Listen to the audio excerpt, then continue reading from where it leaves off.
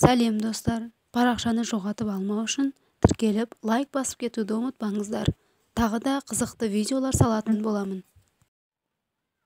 Бұрынғы өткен заманда кішкентай қалашықта Джепетто есімді ойыншық шебері болған еді. Ол ағаштардан түрлі түсті ойыншық жасап, ойыншықтарды жақсы көретін балаларға сататын еді. Джепетто әрдайым өзінің ұлы болғанын қалар еді. Өзіме ағаштан бір бала жасаймын, өзім тәрбиелеймін дейді. Джепетто жақсы ағаштан табу үшін орманға жол алады. Келе жатып шырша ағашын тауып алады. Дәл осындай ағаш іздеп жүр едім деп көтеріп үйіне алып келеді. Оны үстелге қойып, ойыншық жасай бастайды. Джепеттоның шебер қолдарынан ағаштан адам бейнесі шыға бастады. Басы, қолы, аяғын жасап шығады. Джепетто жұмысты аяқтап, «О, қандай әдемі бала, дәл өзім сияқты. Мен сені ешкімге сатпаймын.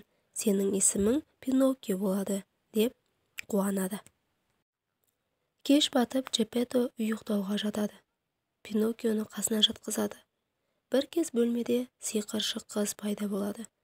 Ол, «Джепетто, сенің ойыншықтарың балдарды өте қуантады. Сол үшін мен де сенің еңбегің үшін қуантамын», дейді.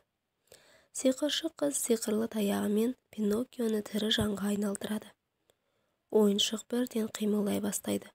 Пиноккио сиқыршы қызға алғыс айтады. Сиқыршы қыз Джепеттоның айтқанын істе, тәртіпті бала бол, сонда мен саған өзгеше сыйлық беремін дейді. Таң атқанда Джепетто оянып, қасында отырған Пиноккионы көреді. Джепетто таңданады. «Менің ойыншығыма жан бітті», деп қуанады. Оны бауырына басады. Джепетто мен Пиноккионың бақытты күндері басталады. Бірақ Пиноккионың мектепке баратын уақыты келеді. Пиноккио, «Мен мектепке барамын, маған дәптер қалам алып беріңізші», деп сұрайды. Джепетто, «Әрине, алып келемін», дейді. Джепеттоның дәптер қалам алатын ақшасы жоқ еді. Ол өзінің жалғыз камзолын сатуға мәжбүр болады. Сатып ақша әкеледі. Пиноккио Джепеттоға «Камзолыңыз қайда?» деп сұрайды. «Мен оны бүгін киген жоқпын», дейді Джепетто. «Мына ақшаны ал, дәптер қалам ал, жақсы оқы», дейді.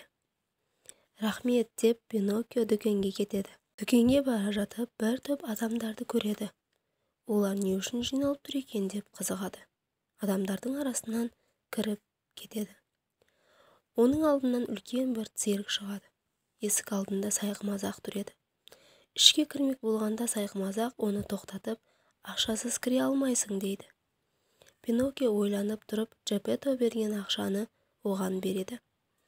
Ақшаны беріп, ішке кіріп кетеді. Ол жерде өте қызықты сиқырлар, аюларды, сайқымазақтарды көріп қуанады. Сахна артында цирктің қожайыны Пиноккионы алыстан көріп, таңданып, «Не бұл, тірі ойыншық па?» деп ойланады.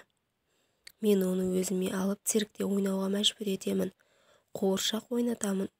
Қуыршақ ойнайтын адамдарға ақша бермеймін енді», деп ойлайды. Цирк таусылып, Пиноккио сыртқа шыққанда, цирк қожайыны оны ұстап алады. «Сен енді қуыршақ болып осы циркте ойнайсың», дейді. Пиноккио, «Мені жіберіңіз, мен мектепке барамын. Джепетто маған дәптер үшін ақша берген еді. Мен оны циркке кіру үшін жұмсап жібердім. Мен оны алдадым. Мен басқа қайталамаймын. Мені кешіресіз», дейді. Цирк қожайыны, «Мейлі бар, енді өтірік айтушы болма», деп оған ақша береді. Пиноккио алғыс айтып кетеді. Кетіп бара жатып, алдынан қасқыр мен қу мысық шығады. «Қай жерге асығып бара жатсың, балапан?» дейді. «Мен дәптер қалам алуға дүкенге бара жатырмын», дейді. Қасқыр мен мысық, «Дәптер қаламды не істейсің? Жақсы, сен тәттілер, балмұздақ ал, бірге жейміз», дейді. «Менің ақшам аз, олар жетпейді», дейді Пиноккио. Қасқыр мен мысық, «Біз ақшаны егіп, ағаш өсіріп, ақша көбейтуді білеміз», дейді. «Бізбен жүр». ақшаларды егеміз деп ертіп кетеді. Пиноккио оларға сенеді, бірге жол жүреді. Аз ғана жүріп бір алқапқа келеді. Мысық, міне мына жерге ақшаңды таста дейді. Пиноккио ақшаларын тастайды. Пиноккио, ағаш өсіп шыққанда мен ақшаларыма дәптер, қалам, Джеппетоға камзол, сендерге есе тәттілер, балмұздақ алып беремін дейді. Ақымақ, ақшаларың енді менікі, кет бұл жерден деп оған тасталады. Пиноккио қорқып бір шұңқырға түсіп кетеді. Көмектес мысық деп айқайлап қалады. Қасқыр мен мысық ақшаны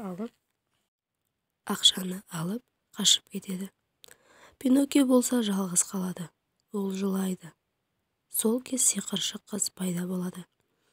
Пиноккио, не болды?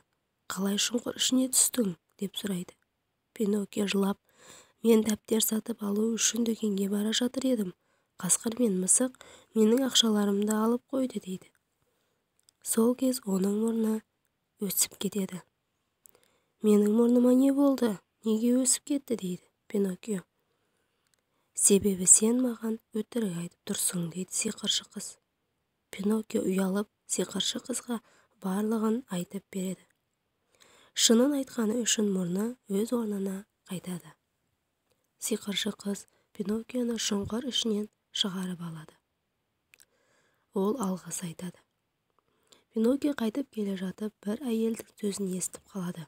Ол Джеппетоның Пиноккионы іздеп жүргенін, таба алмағаннан соң қайыққа отырып теңізге кеткенін айтады. Қайығы суға батыпты дейді, деп екіншісі айтады. Пиноккио мұны естіп теңізге түсіп кетеді. Теңіз үстімен жүзіп жүре береді. Бір кез үлкен кит келіп, оны жұтып жібереді. Ол қараңғыда отырып жылап, не істеп қойдым? Енді Джеппетоны ешқашан көрмеймін, деп жылай бастайды. Пиноккио, сенсің бе? Мен де осы жердемін, деп екеуі қауышады. Пиноккио барлық болған оқиғаны шынын айтып береді. Джеппето, ештеңе етпейді, енді бұл жерден қалай шығамыз деп ойланады. Пиноккио, бізде кеуірт бар ғой, онымен мына қайық ағаштарын жағайық, кит ыстыққа шыдай алмай шығарып тастасын дейді. Бәрекелді, қалай ойыма келмеген деп Джеппето ағаштарды жинап от жағады. Киттің іші қызып, түтіндер шығып жөтеліп шығарып тастайды. Джеппето мен Пиноккио жүзіп теңіз жағасына шығады. Джеппето Пиноккиоға алғыс айтады. Бірден сиқыршы қыз пайда болады. Пиноккио, сен тәртіпті, жақсы бала болғаның үшін саған ерекше сыйлығым бар дейді. Сен Джеппетоны құтқарып қалдың, жақсы бала болдың, деп таяғын бір сілтеп жібереді. Сол кез Пиноккио шын адамға айналады. Джеппето мен Пиноккио өмірінің соңына дейін бақытты ғұмыр кешеді.